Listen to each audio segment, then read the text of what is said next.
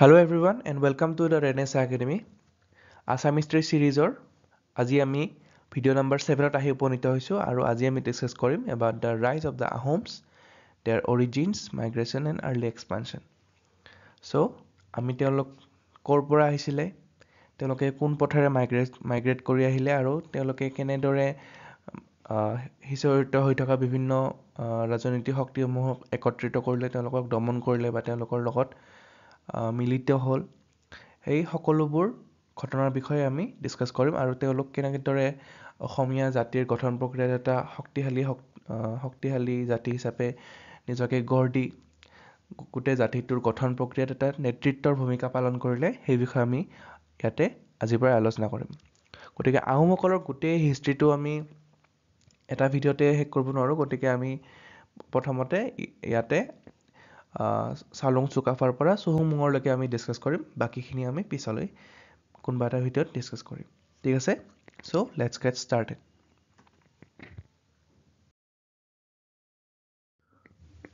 অসমৰ ইতিহাস পঢ়িলে আমি কিয় আহোমসকলৰ বিষয়ে পঢ়িব লাগে হেয়া প্ৰথমতে জানি লওঁ সো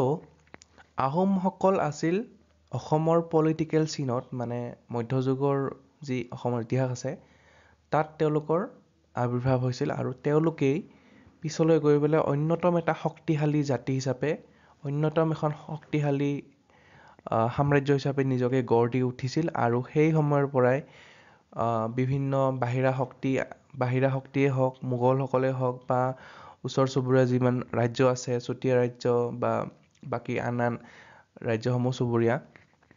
এই সকলো ৰাজ্যসমূহেই আহোম সাম্ৰাজ্যক দমন কৰিবলৈ চেষ্টা কৰিছিল মোগলসকলে বহুতবাৰ আক্ৰমণ কৰিছিল তাৰ পিছতো এই আহোম যি ৰাজ্য আছে দুৰ্বল হৈ যোৱা নাছিল কেতিয়াও দুৰ্বল হৈছিল কিন্তু তেওঁলোকে নিজকে পুনৰ শক্তিশালী কৰি তোলে আৰু তেওঁলোক মানে এটা বৃহৎ শক্তি হিচাপে এই অঞ্চলটোত থিয় দি পেলাই গোটেই অসমৰ ভাগ্যৰ নিয়ন্তা হৈ পৰে ঠিক আছে সো গভৰ্নেন্স হওক বা আৰ্কিটেকচাৰ হওক কালচাৰেল আইডেন্টিটি কালচাৰেল এছিমিলেশ্যন বিভিন্ন জাতি উপজাতিসমূহৰ মাজত সমন্বয় এই সকলোবোৰ গঢ় লৈ উঠিছিল আহোম ৰাজ্যৰ আহোমসকলৰ শাসনৰ সময়তে সো আমি তেওঁলোকৰ বিষয়ে নাজানিলে আমি কেতিয়াও অসমখন বৰ্তমানৰ অৱস্থাটো আমি কেতিয়াও বুজি পাব নোৱাৰিম তেওঁলোকে কেনেদৰে বিভিন্ন ধৰণৰ গভৰ্নেন্সৰ সিস্টেম আনিছিল যেনে পাইক সিস্টেম বা তেওঁলোকে তেওঁলোকে মিলিটাৰী তেওঁলোকৰ কি মিলিটাৰী মানে মিলিটাৰী প্ৰাউছ আছিল তেওঁলোকৰ তেওঁলোকে অস্ত্ৰ ইউজ কৰিছিল যাৰ ফলত তেওঁলোকে মোগলসকলক ইমান বৃহৎ এটা শক্তিক তেওঁলোকে বহুতবাৰ হৰুৱাব পাৰিছিল সো এইবিলাক জানিবৰ কাৰণে আমি আহোমসকলৰ বিষয়ে আমি পঢ়িব লাগিব ঠিক আছে সো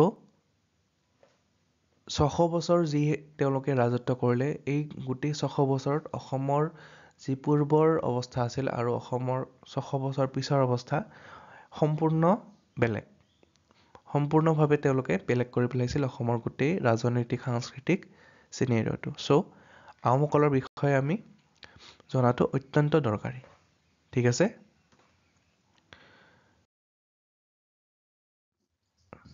এতিয়া আহোমসকলৰ বিষয়ে এটা মানে কণ্টিনিউৱাছ মেনাৰত আমি যদি পঢ়িবলৈ যাওঁ আপোনালোকে এই ৰজাসকলৰ যিসকল ৰজাই ৰাজত্ব কৰিছিল টোটেল 44 জন তেওঁলোকৰ বিষয়ে আপোনালোকে চাব পাৰে আৰু চাব পাৰে নহয় চাব লাগে একচুৱেলি কাৰণ মানে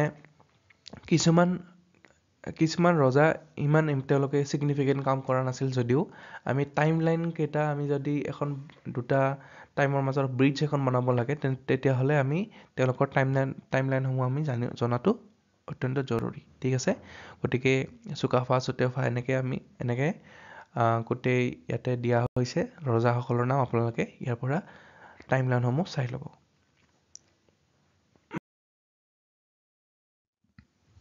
এই মেপখন আপোনালোকে চাই ল'ব এই মেপখনৰ পৰা আপোনালোকে যথেষ্ট হেল্প পাব বিভিন্ন ঠাইসমূহ মানে লোকেট কৰিব পাৰিব ধুনীয়াকৈ আপোনালোকে এটা পিক্টৰিয়েল মানে পিক্টোগ্ৰাফিক মেমৰি পাব যাৰ দ্বাৰা আপোনালোকে অৱস্থানসমূহ গম পাব পাৰিব যে পাটকাই হিল ক'ত আছে বা দিখৌ নদী ক'ত আছে ধনশিৰি নদী ক'ত আছে এই গোটেইখিনি ধুনীয়াকৈ আপোনালোকে ৰিভাইজ কৰাৰ টাইমত এই মেপখন চাব পাৰে গতিকে আপোনালোকে ৰিভাইজ কৰাৰ টাইমত এই মেপখন নিশ্চয় কনচিডাৰ কৰিব ঠিক আছে আগবাঢ়িছোঁ আহোমসকল কোন আছিল তেওঁলোকৰ অৰিজিন কি আছিল সেই বিষয়ে প্ৰথমতে আমি জানি লওঁ গতিকে আহোমসকল কোৱা হয় যে তেওঁলোকৰ যি মূল আছে সেয়া টাই বা Shan world of upper Burma and Yunnan প্ৰদেশৰ লগত লিংক কৰা হয় আৰু এই টাই ৰেচটো কি আছিল তেওঁলোক কি হয় এটা ডাঙৰ এটা ফেমিলি হয় টাই ৰেচটো বেলেগ বেলেগ সাব গ্ৰুপত তেওঁলোক মানে ডিভাইডেড হৈ আছে সাউথ ইষ্ট আৰু ইষ্ট এছিয়াৰ ফালে চ' কোৱা হয় যে কিছুমান ইউনান প্ৰদেশত মানে তেওঁলোকৰ অৰিজিন ইউনান প্ৰদেশৰ পৰা বৰ্তমান যিসকল টাই বা শান অৰিজিনৰ লোক বৰ্তমান বসবাস কৰি আছে তেওঁলোকৰ ভিতৰত থাইলেণ্ডৰ থাইসকল তাৰপিছত লাওছৰ লাও পিপলসকল আৰু চাইনাৰ ডাই পিপলসকল লগতে অসমত আহোমসকল অভিয়াছলি তাৰপিছত খামতিসকল আৰু ফাকেসকল কি কয় খামতি ফাকে আহোম এইসকল গোটেই যিমান মই নাম মেনশ্যন কৰিলোঁ এই সকলো মানে এটা টাইসকলৰ ভিতৰতে তেওঁলোক পৰে ঠিক আছে চ' এই তাৰ পৰাই চুকাফাৰ যি অৰিজিন হয় সেয়া আমি ট্ৰেছ কৰিব পাৰোঁ ঠিক আছে চ' ফ্ৰম দিছ মাইলো emerge Sukaphaa a prince of the Maulung Mungkang line who left his homeland after a dispute and carried with him the sacred Somdeo, a symbol of divine and political legitimacy. So, Sukaphaa এই টাইসকলৰে এজন বংশজ আছিল আৰু তেওঁৰ বিষয়ে আমি next শ্লাইডত ভালকৈ ডিছকাছ কৰিম তেওঁৰ অৰিজিন কি আছিল তেওঁৰ মাক দেউতাকৰ বেকগ্ৰাউণ্ড কি আছিল সেয়া আমি চাম So, in the early 13th century, Sukafa and his followers moved westward into Brahmaputra Valley, not arriving as planned conquerors, but as hardy migrants seeking new ground. So, তেওঁলোকে মানে এটা ডিস্পিউট হৈছিল তেওঁলোকৰ মানে চুকাফাৰ নিজৰ ৰাজ্যত চ' সেইকাৰণে তেওঁ মাইগ্ৰেট কৰিবলগীয়া হ'ল ইয়াৰ ফালে চ' আহোমসকলৰ যি মূল শিপা আছে আমি সেয়া ট্ৰেছ কৰিব পাৰোঁ চাইনাৰ ইউনান প্ৰদেশৰ পৰা ঠিক আছে চ' আহোমসকলৰ আৰু এটা স্পেচিয়েলিটি কি আছিল যে তেওঁলোকৰ বুৰঞ্জী বা হিষ্টৰীৰ চেন্সটো বহুত মানে ষ্ট্ৰং আছিল তেওঁলোকে বুৰঞ্জীৰ মানে যিটো ইম্পৰ্টেঞ্চ আছে সেয়া বুজি পাইছিল চ' তেওঁলোকে কি কৰিছিল তেওঁলোকে সকলোবোৰ বস্তু ৰেকৰ্ড কৰিছিল আৰু সেইকাৰণে বৰ্তমান সময়ত আমি অসমখনৰ বিষয়ে মানে মধ্যযুগৰ পৰা অসমখনৰ বিষয়ে আমি যথেষ্টখিনি ইনফৰমেশ্যন পাওঁ আহোমসকলৰ বুৰঞ্জীৰ পৰাই আমি ডিমাছাসকলৰ বিষয়েও জানিব পাৰিছিলোঁ পূৰ্বৰ ভিডিঅ'ত আপোনালোকৰ চাগে মনত আছে আমি আহোম বুৰঞ্জীৰ পৰা বহুত বস্তু ডিমাছাসকলৰ বিষয়ে জানিব পাৰিছোঁ ঠিক আছে গতিকে আহোমসকল ইমানেই ইম্পৰ্টেণ্ট আছিল চ' চুকাফা অসমলৈ তেওঁলোকে 1228 খ্ৰীষ্টাব্দত তেওঁৰ মানে আহোম সাম্ৰাজ্যৰ প্ৰতিষ্ঠা কৰে আৰু তাৰপিছতে আহোম সাম্ৰাজ্যৰ সূচনা হয় এখন শক্তিশালী সাম্ৰাজ্য হিচাপে ঠিক আছে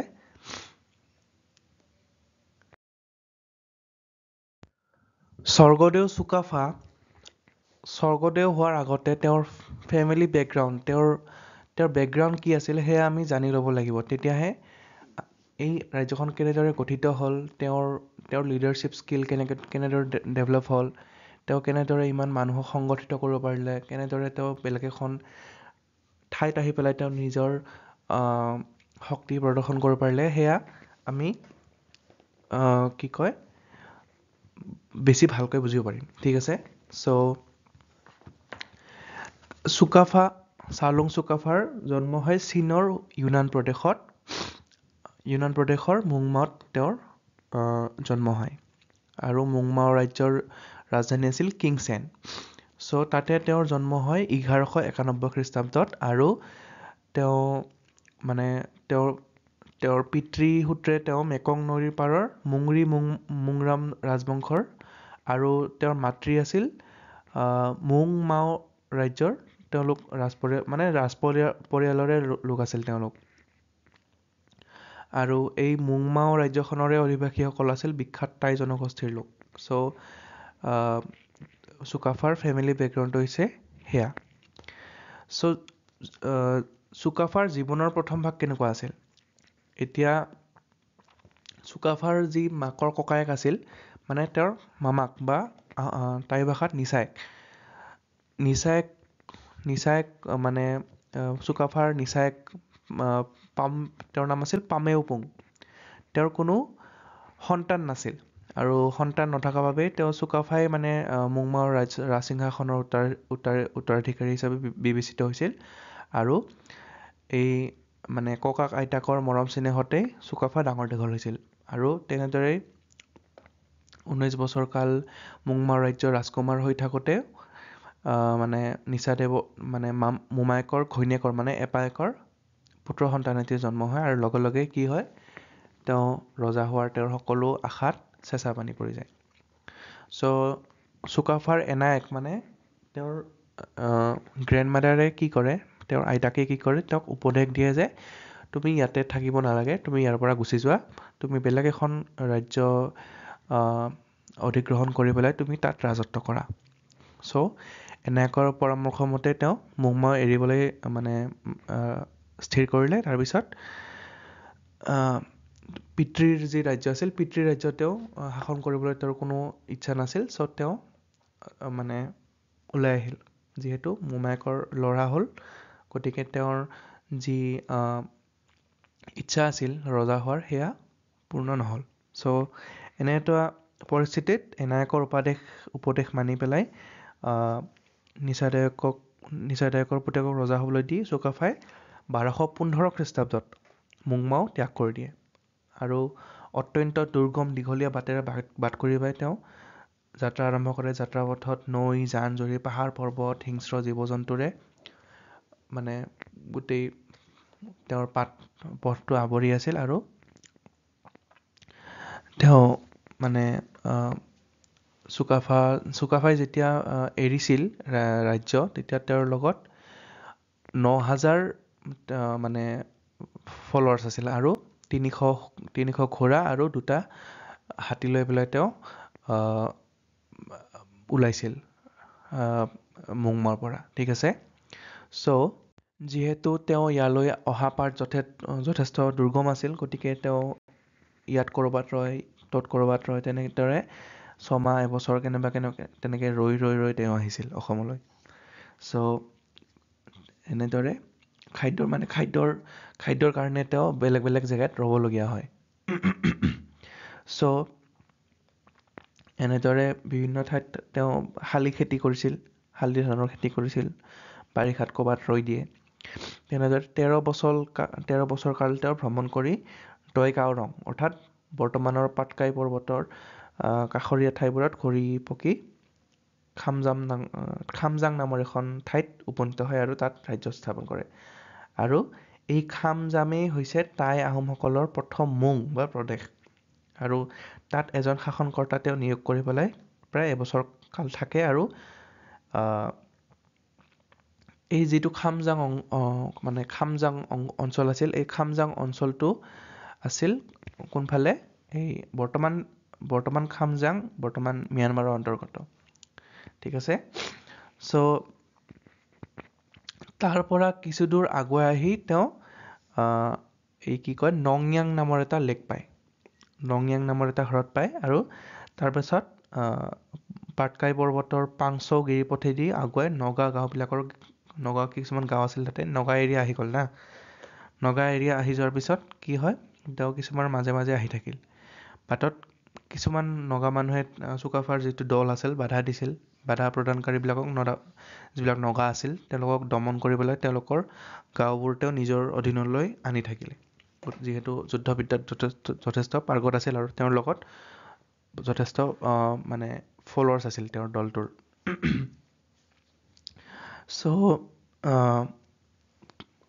চুকাফা যথেষ্ট শক্তিশালী আছিল গতিকে নগাবিলাকেও তেওঁৰ বশ্যতা স্বীকাৰ কৰিছিল আৰু নগাসকলৰ বহুত এৰিয়া তেওঁৰ আণ্ডাৰলৈ আহি গৈছিল ঠিক আছে প্ৰায় 13 বছৰ কাল ভ্ৰমণ কৰি পেলাই তেওঁ পাটকাই পৰ্বত পাৰ হৈ নামৰূপ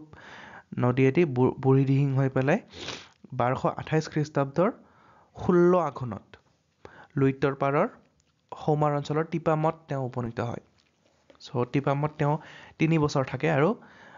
3 বছৰ থাকি ৰাজধানী পাতিবৰ কাৰণে তেওঁ উপযুক্ত ঠাইৰ সন্ধানত নামি পৰিল অভয়পুৰ হাবুং দিখৌমুখ শিমলুগুৰি আদি ঠাইৰ প্ৰত্যেকতে কেইবছৰমান থাকি তেওঁ শেষত 1253 খ্ৰীষ্টাব্দত কি কৰে চৰাইদেউত নিজৰ ৰাজধানী পাতে ঠিক আছে চৰাইদেউত তেওঁ নিজৰ ৰাজধানী পাতে আৰু এই চৰাইদেউ যিটো প্লেচ আছে চৰাইদেউৰ পূৰ্বৰ নাম আছিল চেৰাইদয় চেৰাই শব্দৰ অৰ্থ হ'ল উজ্জ্বল পাহাৰৰ নগৰ অৰ্থাৎ চেৰাইদৈ তাত উজ্জ্বল পাহাৰৰ নগৰ বুলি কোৱা হয় বানপানীৰ উপদ্ৰৱৰ পৰা ৰক্ষা পাবৰ কাৰণে চুকাফাই ইমান দিনে মানে ক'তো ৰাজধানী পাতিব পৰা নাছিল সেইকাৰণে তেওঁৰ বহুত সময় লাগি গৈছিল 1228 খ্ৰীষ্টাব্দৰ পৰা 1253 খ্ৰীষ্টাব্দলৈকে এই চৰাইদেউৱে আছিল আহোমসকলৰ প্ৰথম ৰাজধানী আৰু চুকাফাই কি কৰে অসমলৈ অহাৰ সময়ত এই দিচাং আৰু দিখৌ আৰু দিচাং নদীৰ মাজত মৰাণ আৰু বৰাহী নামৰ দুটা জাতিয়ে শাসন কৰিছিল আৰু মৰাণসকলৰ ৰজাৰ নাম আছিল বড়ৌচা আৰু যি বৰাহীসকলৰ ৰজা আছিল তেওঁৰ নাম আছিল ঠাকুমথা সেই সময়খিনিতেই তেওঁ এই দুটা জাতিৰ লগতে বৈবাহিক সম্পৰ্ক স্থাপন কৰিবলৈ মিত্ৰতা কৰিছিল ঠিক আছে গতিকে তেওঁ বলেৰে হওক বা কৌশলেৰে হওক ওচৰ চুবুৰীয়া যিমান ৰাজ্য আছে সৰু সৰু জাতি আছে সৰু সৰু জনজাতি আছে তেওঁলোকৰ মাজত তেওঁ এটা সম্পৰ্ক স্থাপন কৰিবলৈ বা তেওঁলোকৰ ওপৰত নিজৰ শক্তি প্ৰদৰ্শন কৰিবলৈ বা শক্তি স্থাপন কৰিবলৈ তেওঁ যথেষ্ট চেষ্টা কৰিছিল ঠিক আছে আৰু এই আহোমসকলে যিখিনি মানে আহোম ৰজা চুকাফাই শাসন কৰিবলৈ লোৱা ঠাইখিনিৰ নাম দিয়া হৈছিল মুংডুন চুনখাম আৰু মুংডুন চুনখামৰ অৰ্থ হৈছে সোণৰ বাগিচাৰে ভৰা দেশ বা the land full of golden gardens ঠিক আছে এইখিনি হৈছে চাওলুং চুকাফাৰ বিষয়ে ইম্পৰ্টেণ্ট কথা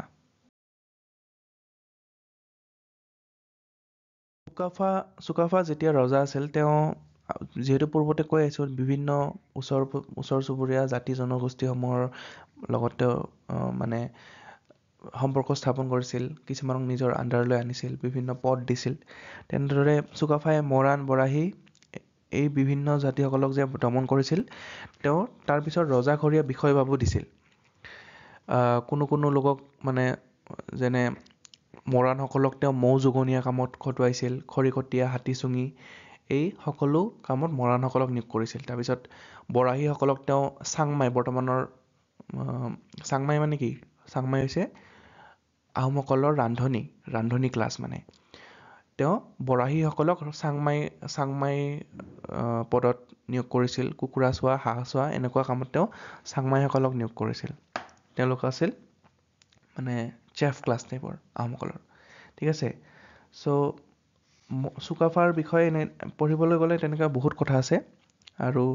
চুকাফাৰ সময়ৰ পৰাই বুৰঞ্জী লিখাৰ নিয়মটো বহুত ষ্ট্ৰংলি আৰম্ভ হৈছিল তেওঁৰ পিছত চুতেওফা চুবিনফা চুখাংফা আৰু চুখ্ৰাংফা এই চাৰিজন ৰজা হৈছিল আৰু তেওঁলোকৰ ৰুলৰ বিষয়ে ইমান ইম্পৰ্টেণ্ট কথা নাই ঠিক আছে আমি মানে গোটেই ৰজাবিলাকতো ইম্পৰ্টেণ্ট নহয় তেওঁলোকৰ শাসন কালবিলাক যদিও দীঘলীয়া কিছুমানৰ আছে তথাপি ইমান মানে ছিগনিফিকেণ্ট আমি পঢ়িবলগীয়া ছিগনিফিকেণ্ট ইমান কাম হোৱা নাছিল চুখ্ৰাংফাৰ পিছত তেওঁৰ ব্ৰাদাৰ তেওঁৰ ভাই চুতুফা ৰজা হয় আৰু পূৰ্বতে যিটো চুতীয়া কিংডমৰ ওপৰত আমি ভিডিঅ' বনাইছিলোঁ তাত আমি কৈ আছিলোঁ যে চুতীয়া ৰজাই হত্যা কৰিছিল মানে ছলনা কৰি পেলাই ক'ত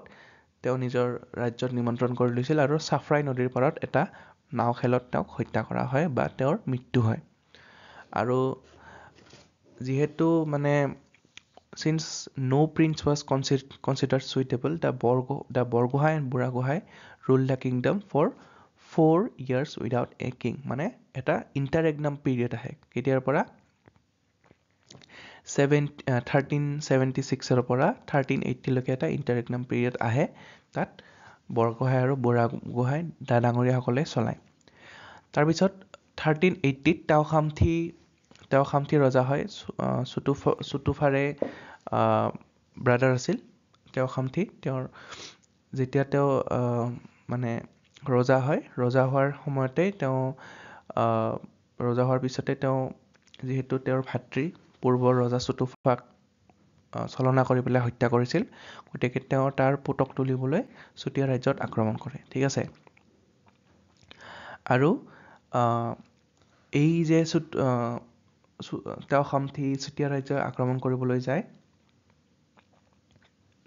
তাৰ পিছৰ এটা ষ্টৰি আছে যিহেতু ইয়াৰ পিছতো এটা ইণ্টাৰেগনাম পিৰিয়ড আহিব যিহেতু উপযুক্ত কোঁৱৰ আহোম দাদাসকলে নাপাব ঠিক আছে গতিকে কি হ'ল ৰজা তেওখামথিৰ দুগৰাকী ৰাণী আছিল আৰু বৰগৰাকী ৰাণী নিসন্তান আছিল আৰু ৰজা তেওখামথিয়ে যেতিয়া চুতীয়াৰ লগত ৰণ কৰিবলৈ গৈছিল তেতিয়া যিগৰাকী বৰ কৰি আছিল তেওঁৰ হাতত গোটেই দেশৰ শাসনভাৰ চমজাই থৈ গৈছিল চ' বৰগৰাকী কুঁৱৰীয়ে সৰুগৰাকী কুঁৱৰীক পেটে পেটে হিংসা কৰিছিল আৰু সেই সময়তে সৰুগৰাকী কুঁৱৰী সন্তান সম্ভৱ আছিল গতিকে ৰজা নথকাৰ সুযোগ গ্ৰহণ কৰি পেলাই শাসনৰ দায়িত্বত থকা বৰকুঁৱৰীয়ে এটা মিছাকৈ অপৰাধত পেলাই সৰু কুঁৱৰীক প্ৰাণদণ্ডৰ আদেশ দিলে চ' কি কৰিলে এই প্ৰাণদণ্ডত যে দিলে বুঢ়াগোহাঁয়ে প্ৰাণে মাৰিবলৈ নি পেলাই সৰু কুঁৱৰীক মনে মনে কি কৰিলে ভূৰত তুলি পেলাই এই দিহিং নদীত উটিয়াই দিলে দিহিং নদী আছিল নে ব্ৰহ্মপুত্ৰ নদী আছিল তাৰ বিষয়ে কিছুমান কনফিউজন আছে গতিকে আমি এতিয়াৰ কাৰণে দিহিং নদী বুলি ধৰি লৈছোঁ দিহিং নদীত উটুৱাই দিলে তাৰপিছত তেওঁ উটি গৈ পেলাই ব্ৰহ্মপুত্ৰৰ উত্তৰে হাবুং নামৰ এখন গাঁও পালে আৰু তাৰে এজন ব্ৰাহ্মণে এই কুঁৱৰীক তুলি নি পেলাই প্ৰতিপালন কৰিলে আৰু এই হাবুঙীয়া ব্ৰাহ্মণৰ ঘৰতে কেইমাহমান পিছত চুডাংফাক জন্ম দি পেলাই এই কুঁৱৰীৰ মৃত্যু ঘটিল ঠিক আছে সৰু কুঁৱৰীৰ মৃত্যু ঘটিল আৰু চুডাংফাই এই ব্ৰাহ্মণৰ ঘৰতে 15টা বছৰ অতিবাহিত কৰিলে চ' চুতীয়াসকলক পৰাস্ত কৰিবলৈ তেওখামথি ৰজা যেতিয়া ৰাজধানীলৈ ঘূৰি আহিল বৰকুঁৱৰীয়ে সৰু কুঁৱৰীৰ ওপৰত কৰা বিচাৰৰ ওপৰত কোনো বিচাৰ নকৰিলে চ' এই কথাত পাত্ৰ মন্ত্ৰীসকলে তেওঁক যথেষ্ট বেয়া পালে আৰু কিছুদিনৰ পিছত তেওঁক মানে তেওখামথিক হত্যা কৰি দিলে হত্যা কৰি পেলাই শাসনৰ দায়িত্ব মন্ত্ৰী পৰিষদে নিজৰ হাতলৈ লৈ আহিলে চ' এই ঘটনাখিনি হৈছিল 1389 পৰা 1397 লৈকে চ' তাৰপিছত কি হৈছিল সেয়া আমি নেক্সট স্লাইডত চাম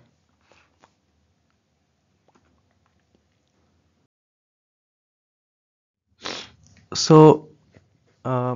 এতিয়া এদিন খাওমুং চেংখাম নামৰ এজন আহোম গৰখীয়াই হাবুং গাঁৱত গৰু সলাবলৈ গৈছিল আৰু বাটতে তেওঁ ৰাস চিহ্নযুক্ত মানে সুন্দৰ সুঠাম এজন ল'ৰাক সমনীয়াৰ লগত খেলি থকা দেখা পালে মানে ৰয়েল ব্লাড কেনেকুৱা হয় ৰয়েল ব্লাডটো মানে দূৰৰ পৰা দেখিয়ে চিনি পায় যে ই ৰয়েল ব্লাডৰ হয় তেনেকুৱা মানে আছিলে তেওঁলোকৰ মানে কমপ্লেক্সনটোৱে বেলেগ হয় চ' তেওঁক ঘপকৈ চিনি পালে আৰু খবৰ খাতি লৈ পেলাই গম পালে যে সেই ল'ৰাটি প্ৰকৃততে আহোম ৰজা তেওখামথি ৰজাৰহে পুত্ৰ আছিল গতিকে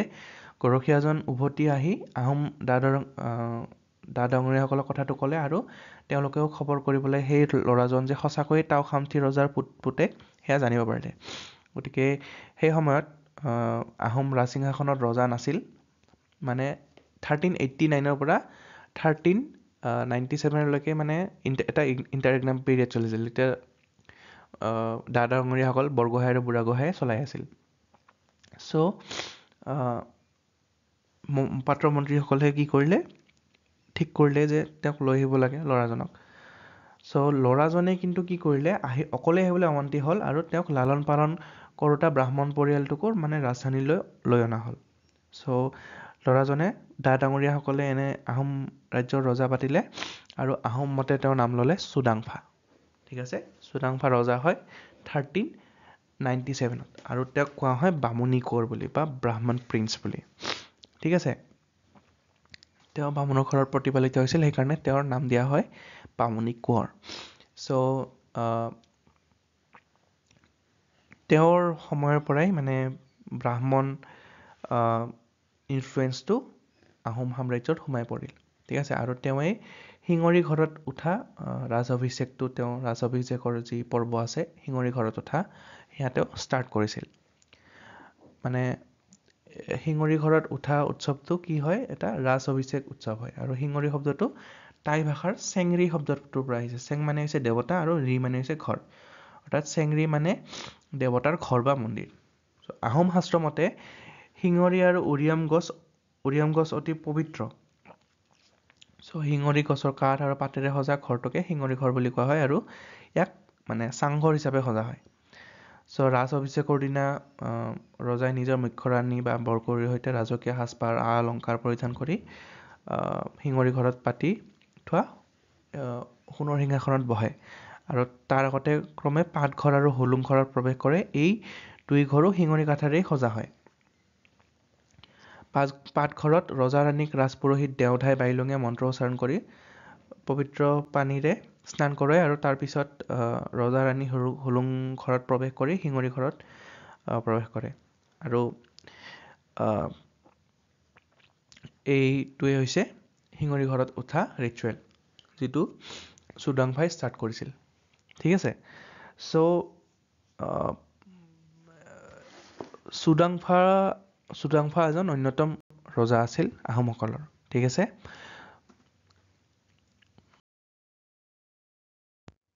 চুডাংফা যেতিয়া ৰজা হৈছিল, চুডাংফা ৰজা হোৱাৰ পিছত তেওঁ নিজৰ ৰাজধানী চৰাইদেউৰ পৰা ট্ৰান্সফাৰ কৰি আহি পেলাই স্বৰ্গগাঁৱত পাতিছিল। স্বৰ্গগাঁও শিৱসাগৰ টাউনৰ পৰা 10 কিলোমিটাৰ্ছ এৱে, তাতে স্বৰ্গগাঁও নামৰ এখন টাউন আছে। স্বৰ্গগাঁৱত তেওঁ নিজৰ ৰাজধানী পাতিছিল। ঠিক আছে, আৰু চুডাংফাৰ সময়তে টিপাম মুখিয়ালসকলে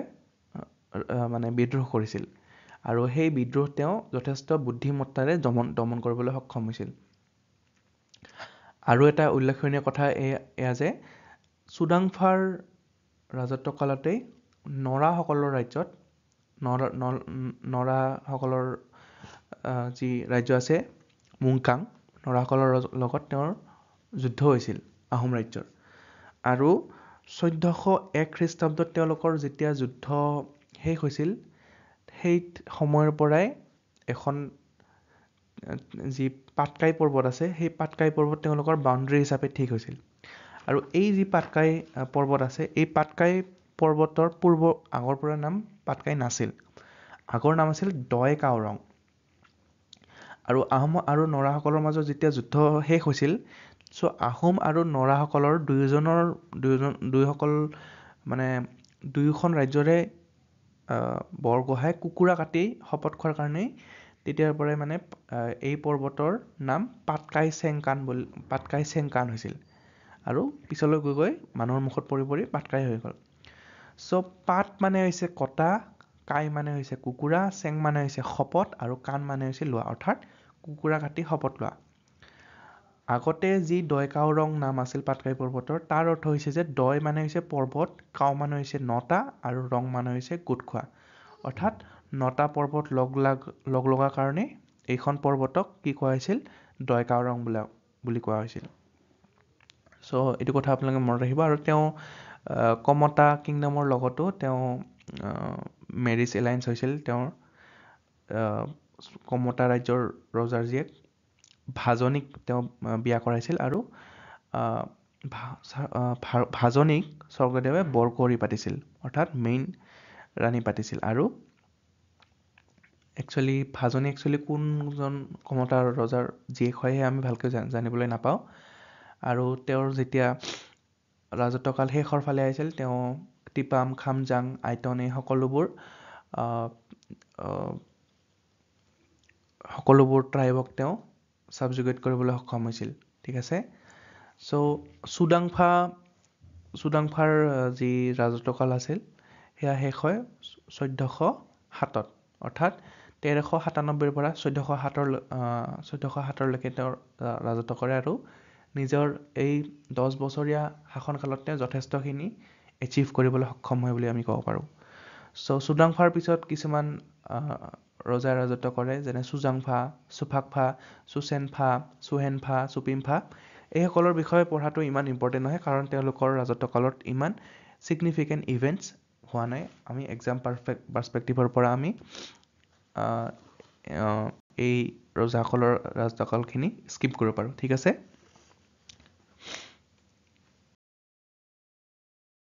চুপিমফাৰ যেতিয়া মৃত্যু হৈছিল চুপিমফাৰ মৃত্যুৰ পিছত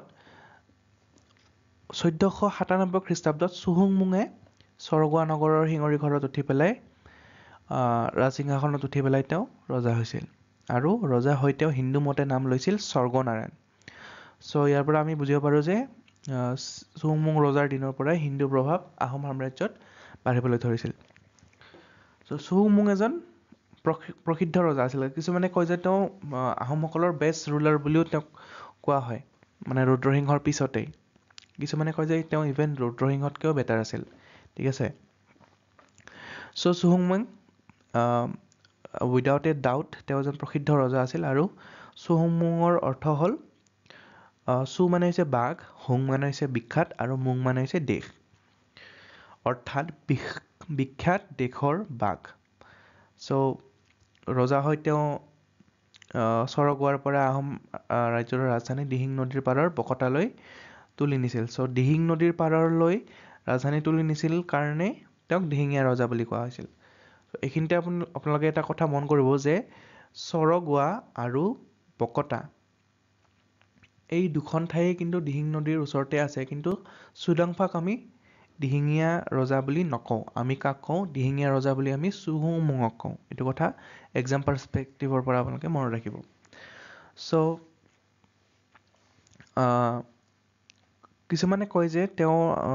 দিহিঙীয়া ফৈদৰ কোঁৱৰসকলৰ ভিতৰত আটাইতকৈ প্ৰসিদ্ধ আছিল কাৰণে তেওঁক দিহিঙীয়া ৰজা বুলি কোৱা হৈছিল চ' ইয়াৰ সম্পৰ্কে কিছুমান ডিবেট আছে এতিয়া আহিছোঁ চুহুংমুঙৰ শাসনকালৰ উল্লেখযোগ্য কামবোৰ তেওঁ কি কৰিছিল চুহুংমুঙৰ দিনত দিহিং চাৰিং টিপাম আৰু টুংখুং এই চাৰিখন মেল আছিল মানে ফৈদ আছিল মানে ক্লেন্স আৰু তাত তেওঁ নিজৰ চাৰিজন পুতেকক তলতীয়া শাসনকৰ্তা হিচাপে পাতিছিল আৰু তেতিয়াৰ পৰাই দিহিঙীয়া চাৰিঙীয়া টিপমীয়া আৰু টুংখুঙীয়া এই চাৰিটা কোঁৱৰৰ ফৈদৰ উৎপত্তি হ'ল আৰু ইয়াৰে চাৰিং আৰু টিপামৰ শাসনকৰ্তাজনক ৰজা উপাধি দিয়া হৈছিল আৰু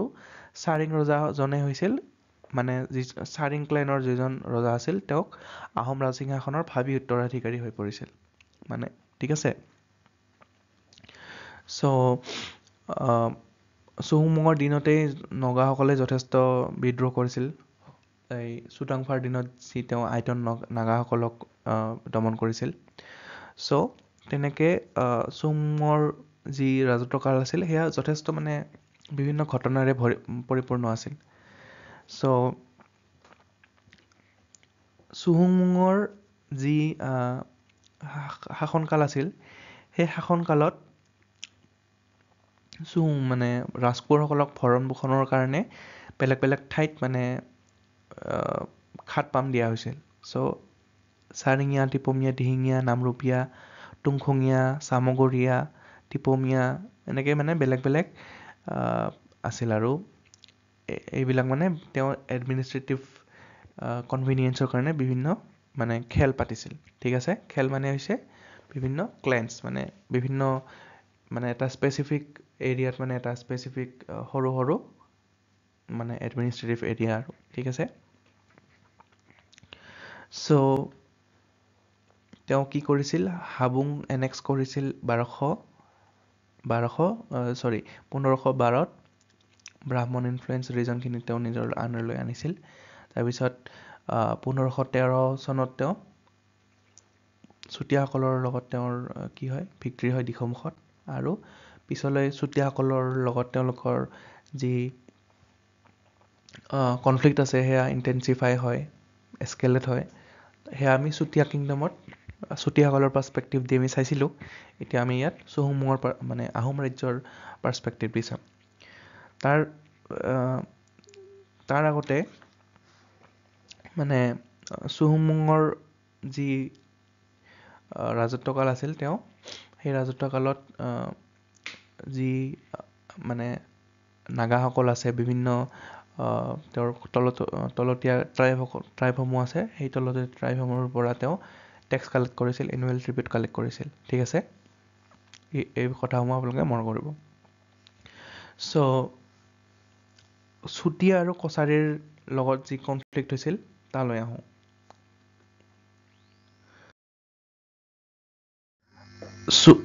13 শতিকাৰ আগভাগত যেতিয়া মানে কৈ আহিছোঁ, চুতীয়াসকলৰ যিটো ভিডিঅ' আছে তাত ডিটেইলত আমি আলোচনা কৰি আহিছোঁ। আপোনালোকে সেই ভিডিঅ'টো ৰেফাৰ কৰিব পাৰে।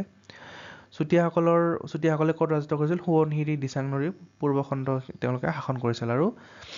চুতীয়াসকল একচুৱেলি তেওঁলোক অসমৰ একদম আদিবাসী। তেওঁলোকৰ লগত আহোমসকলৰ কনফ্লিক্ট ষ্টাৰ্ট হৈছিল, যিহেতু দুখন সাম্ৰাজ্যই যথেষ্ট ইকুৱেলি পাৱাৰফুল হৈ আহিছিল সেই সময়লৈকে। চ' চুহুংমুঙৰ দিনত যেতিয়া চুতীয়া ৰজা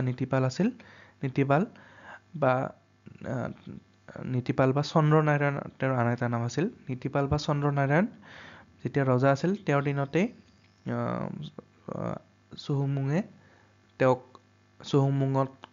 চুহুংমুঙে এই নীতিপালক পৰাস্ত কৰি পেলাই চুতীয়া ৰাজ্য নিজৰ দখললৈ আনে। আৰু সেই সময়তে তেওঁ কি কৰে? নীতিপালক হত্যা কৰি তেওঁ ঋক্ষবান ফেষ্টিভেল পাতে। নিজৰ চুতীয়া ৰাজ্য দখল কৰাৰ পাছত বহুত ধুমধামেদি তেওঁ নিজৰ ৰাজধানীত ঋক্ষবান উৎসৱ পাতে। আৰু ঋক্ষবান উৎসৱ হ'ল যেতিয়া কোনো এজন ৰজাই যুদ্ধ জয়লাভ কৰে, তাৰপিছত তেওঁ এটা ফেষ্টিভেল পাতে চেলিব্ৰেট কৰিবৰ কাৰণে, আৰু সেই উৎসৱটোকে কোৱা হয় ঋক্ষবান উৎসৱ বুলি। চ' ঋক মানে হৈছে আকৌ আগৰ অৱস্থালৈ অনা, আৰু ক্ষবান মানে হৈছে জীৱন। অৰ্থাৎ ঋক্ষবান মানে হৈছে অমংগলৰ পৰা হাত সাৰি পুনৰ আগৰ মংগলজনক অৱস্থালৈ ঘূৰি অহা। আৰু তেওঁৰ কছাৰীসকলৰ লগতো কনফ্লিক্ট হৈছিল যথেষ্ট। সেয়া আমি কছাৰী বা ডিমাচা কিংডমৰ যিটো আমাৰ ভিডিঅ' আছে, ভিডিঅ' নম্বৰ 6, তাতে আমি আলোচনা কৰি আহিছোঁ। আপোনালোকে যদি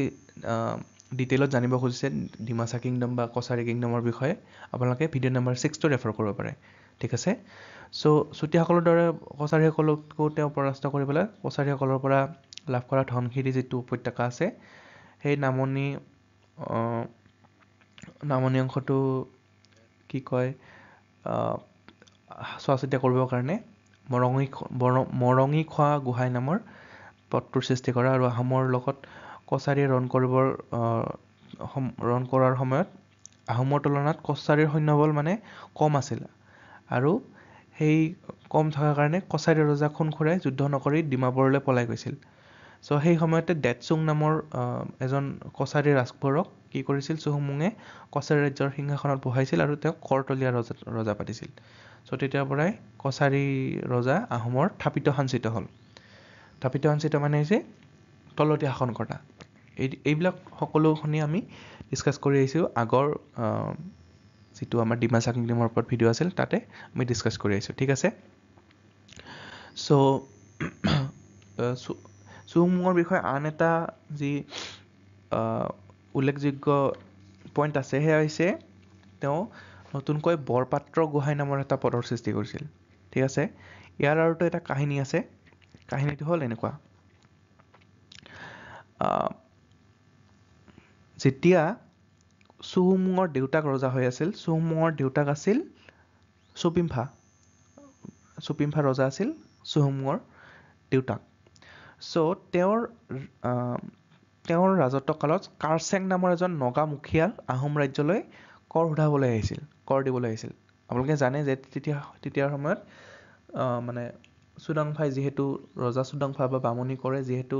বিভিন্ন নগাসকলৰ অঞ্চলো নিজৰ আণ্ডাৰলৈ আনিছিল তেওঁলোকক কৰ্তলীয়া ৰজা পাতিছিল চ' নগা মুখিয়াল এজনে কাৰচেং নামৰ নগা মুখিয়াল এজনে আহোম ৰাজ্যলৈ কৰ সোধাবলৈ আহিছিল আৰু সেই সময়তে চুপিমফাই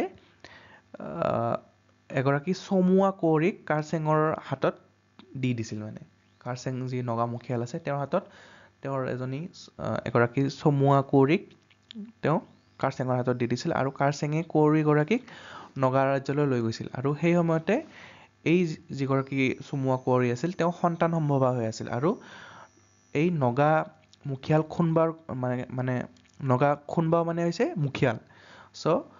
নগা খুনবাৰ ঘৰতে এই চমুৱা কুঁৱৰী গৰাকীয়ে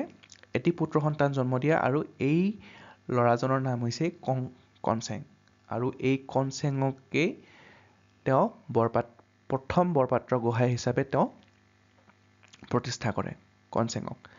আৰু তেওঁক নগা কোঁৱৰ বুলি কোৱা হয় কাৰণ তেওঁ নগাসকলৰ ঘৰতে ডাঙৰ দীঘল হৈছিল ঠিক আছে চ' আমি চৌহুমুঙৰ বিষয়ে কি জানিব পাৰিলোঁ যে তেওঁ চুতীয়া ৰাজ্য যি শদিয়াৰ অঞ্চলটো আছে তেওঁ তাতে নিজৰ ৰাজ্য বিস্তাৰ কৰিবলৈ সক্ষম হৈছিল আৰু চাউথৰ ফালে অৰ্থাৎ দক্ষিণ ফালে তেওঁ ধনশিৰি নদীৰ উপত্যকালৈকে নিজৰ যি ৰাজনৈতিক শক্তি আছে সেয়া বিস্তাৰ কৰিবলৈ সক্ষম হৈছিল চ' চুতীয়াসকলৰ ৰাজ্য অধিকাৰ কৰি তেওঁ যিটো এৰিয়া তেওঁ পাইছিল সেই এৰিয়াটোত তেওঁ এজন অফিচাৰ মানে এডমিনিষ্ট্ৰেটৰ এপইণ্ট কৰিছিল তেওঁক নাম দিছিল শদিয়াখোৱা গোহাঁই ঠিক আছে শদিয়াখোৱা গোহাঁই তেওঁ চুতীয়াসকলৰ ৰাজ্যৰ যি এৰিয়া আছে তাক শাসন কৰিবলৈ এপইণ্ট কৰিছিল শদিয়াখোৱা গোহাঁই আৰু যি কছাৰীসকলৰ ৰাজ্য আছে কছাৰীসকলৰ ৰাজ্য চোৱা চিতা কৰিবৰ কাৰণে যিখিনি ধনশিৰি উপত্যকাৰ যিখিনি অঞ্চল আছে তাক চোৱা চিতা কৰিবৰ কাৰণে মৰঙীখোৱা গোহাঁই নামৰ এটা পদবীৰ সৃষ্টি কৰে তেওঁ ঠিক আছে চ' এইখিনি আছিল ইম্পৰ্টেণ্ট কথা তাৰপিছত যি চৌহুমুং আছে চৌহুমুঙৰ সময়ত যথেষ্ট মুছলিমসকলৰ আক্ৰমণ হয় আৰু সেই সময়তে তেওঁ মানে যুদ্ধৰ ক্ষেত্ৰতো যথেষ্ট মানে ইন'ভেশ্যনছ হৈছিল আহোম ৰাজ্যত বিভিন্ন স্কিল্ড আৰ্টিচান গ্ৰুপছবিলাক তেওঁ এপইণ্ট কৰিছিল তাৰপিছত তেওঁ শকাব্দ বা চাকা এৰা শকাব্দৰ ছিষ্টেমটো তেওঁ আহোম ৰাজ্যত কি কৰে ষ্টাৰ্ট কৰে মানে ইয়াৰ আগৰলৈকে মানে চুকাফাৰ দিনৰ পৰাই লাকলি বা লাকনি এই ছিষ্টেমটোৰ মতে আহোমৰ বছৰবিলাক গণনা কৰা হৈছিল ঠিক আছে চুকাফাৰ দিনৰ পৰাই চাকা এৰা বা শকাব্দ মতে বছৰ গণনা কৰাৰ নিয়ম ষ্টাৰ্ট হয় অ'কে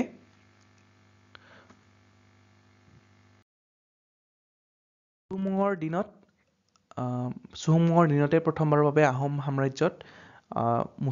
মুছলমানসকলে আক্ৰমণ কৰে চৌহুমুঙৰ দিনত আৰু তিনিটা মেইন ইনভেজন হয় টেমানিত বেটেল হয় চিঙেৰিত বেটেল হয় আৰু খাগৰিজানত বেটেল হয় আৰু বিভিন্ন বেটেলসমূহত আহোমসকল যথেষ্ট এডভান্টেজত থাকে আৰু প্ৰথম যিটো এটেক হৈছিল সেয়া হৈছিল 1527 খ্ৰীষ্টাব্দত যিটো প্ৰথমবাৰৰ বাবে এটেক হৈছিল তাতে যিজন মুছলমানৰ যিজন সেনাপতি আছিল তেওঁক আমি বৰজুৰ বুলি জানো আৰু আহোম বাহিনীয়ে মুছলমানসকলক প্ৰথমবাৰৰ বাবে মানে পৰাভূত কৰিবলৈ খেদি পঠিয়ায় আৰু পিছৰবাৰলৈও কিন্তু তেওঁলোকে এটেক কৰে আৰু পুনৰবাৰ মানে তেওঁলোকে যেতিয়া এটেক কৰে সেই ছেকেণ্ড এটেকৰ সেনাপতিৰ নাম আছিল বিট মালিক আৰু বিট মালিকো পৰাস্ত হয় আৰু নেক্সট যিবাৰ এটেক হয় 1532 তাত যিজন শদিয়াখোৱা গোহাঁই আছিল তেওঁৰ নাম আছিল ফ্ৰাছেংমুং শদিয়াখোৱা গোহাঁইৰ মৃত্যু হয় আৰু তেওঁৰ পত্নী মূলাগাভৰুৱে কোনো প্ৰশিক্ষণ নোহোৱাকৈ তুৰ্বকৰ লগত মানে যুদ্ধ কৰে কিন্তু তেওঁৰ মৃত্যু হয় আৰু পিছলৈ গতিকে আমি মূলাগাভৰুৰ যি এক্সাম্পল আছে সেয়া আমি বৰ্তমানো যথেষ্ট পালন কৰোঁ। তেওঁক আমি সোঁৱৰোঁ, শ্ৰদ্ধাৰে সোঁৱৰোঁ। আমাৰ দেশ মাতৃভূমিৰ কাৰণে তেওঁ যিখিনি ত্যাগ কৰিছিল। গতিকে যি তুৰ্বক আছে, তুৰ্বকক পিছলৈ যি বৰপাত্ৰ গোহাঁই আছিল সেই সময়ত কনচেং বৰপাত্ৰ গোহাঁইৰ হাতত তুৰ্বকৰ মৃত্যু হয়। আৰু তুৰ্বকৰ শিৰচ্ছেদ কৰা হয়। তুৰ্বকৰ শিৰচ্ছেদ কৰিবলৈ তেওঁৰ তুৰ্বকৰ মূৰটো চুহুংমুং ৰজাৰ আদেশত চৰাইদেউ পাহাৰত পুতি থোৱা হয়। ঠিক আছে। চ' মুছলমানৰ লগত যি তেওঁলোকৰ কনফ্লিক্ট হৈছিল আহোমসকলৰ, তাত আহোমসকলৰ জয় হয়। আৰু এই তুৰ্বকৰ লগত অহা ভালেমান মুছলমান সেনা মানে আহোমৰ হাতত বন্দী হৈছিল। গতিকে স্বৰ্গদেৱে তেওঁলোকক মাটি বাৰী দি পেলাই সংস্থাপিত কৰাৰ ব্যৱস্থা কৰিলে আৰু বিভিন্ন কামত তেওঁলোকক কৰ্ম সংস্থাপন দিয়া হয়। কিছুমানক হাতীৰ ঘাঁহ কামত মানে হাতীৰ ঘাঁহ কাটা কামত তেওঁলোকক ইউজ কৰা হয়। কিছুমানক খেতি কৰিবলৈ দিয়া হয়। কিছুমানক বিভিন্ন বাচন বৰ্তন বনাব দিয়া হয়, যেনে পিতলৰ লোহা, কলহ, চৰিয়া ইত্যাদি তেওঁলোকক মানে বনাবলৈ দিয়া হয়। আৰু এই যি তেওঁলোকৰ মানে সন্তানসমূহ আছে, সতি সন্ততি, তেওঁলোককে আমি পৰৱৰ্তী কালত গৰীয়া বুলি গম পাওঁ। ঠিক আছে। তেওঁলোকক পিতলৰ কাম কৰিবলৈ দিয়া হৈছিল। তেওঁলোকৰ উত্তৰাধিকাৰীসকলক আমি বৰ্তমান গৰীয়া বা মৰীয়া হিচাপে জানো। তেওঁলোক গৌড় দেশৰ পৰা আহিছিল কাৰণে তেওঁলোকক গৰীয়া বুলি কোৱা হয়। ঠিক আছে। এইখিনি আছিল চৌমুঙৰ বিষয়ে ইম্পৰ্টেণ্ট কথা। চৌমুঙৰ বিষয়ে আৰু কিছুমান ইম্পৰ্টেণ্ট কথা আছে। তেওঁৰ সময়তেই মানে পোনপ্ৰথমবাৰে মানে আমাৰ আহোম সাম্ৰাজ্যত খাৰ বাৰুদৰ ব্যৱহাৰ হৈছিল। যথেষ্ট মিলিটেৰী এডভান্সমেণ্ট হৈছিল। তেওঁৰ টাইমতেই এই ভূঞাসকলৰ যে গাত লয় বছোৱাল, তাৰপিছত টঙালি বা তামোল খোৱা হাঁচতি, এইবিলাকৰ ব্যৱহাৰ মানে ষ্টাৰ্ট হৈছিল সেই চৌমুঙৰ টাইমৰ পৰাই। আৰু তেওঁ যথেষ্ট এজন শক্তিশালী ৰজা আছিল। আৰু তেওঁৰ লেগেচিৰ বাবে আজিও অসমৰ যি ভৌগোলিক অৱস্থান আছে, অসমৰ যি বৰ্তমানৰ অৱস্থা আছে, তাত স্বৰ্গদেউ চৌমুঙৰো যথেষ্ট অৱদান আছে অসমখন এনেদৰে থকাৰ আঁৰত। ঠিক আছে। চ' everyone for watching this video till the end. আৰু আমি আশা কৰিছোঁ যে আপোনালোকে ভিডিঅ'টো চাই ভাল পালে। আৰু ভিডিঅ'টো যদি ভাল পালে তেন্তে আমাৰ ৰেনেচা একাডেমীৰ যি চেনেল আছে, চেনেলটো আপোনালোকে ছাবস্ক্ৰাইব কৰি দিব। লগতে এই ভিডিঅ'ৰ লগত যি নোটছসমূহ আছে, এই নোটছসমূহ আমি প্ৰভাইড কৰি দিম কমেণ্ট ছেকশ্যনৰ লিংকত। তাৰ পৰা আপোনালোকে ৰিভাইজ কৰি ল'ব পাৰিব। আৰু লগতে 15টা MCQ আমি এই ভিডিঅ'ৰ লগত মানে ৰিলেটেড 15টা MCQ আমি প্ৰভাইড কৰিম। আপোনালোকে তাৰ পৰা MCQখিনি আপোনালোকে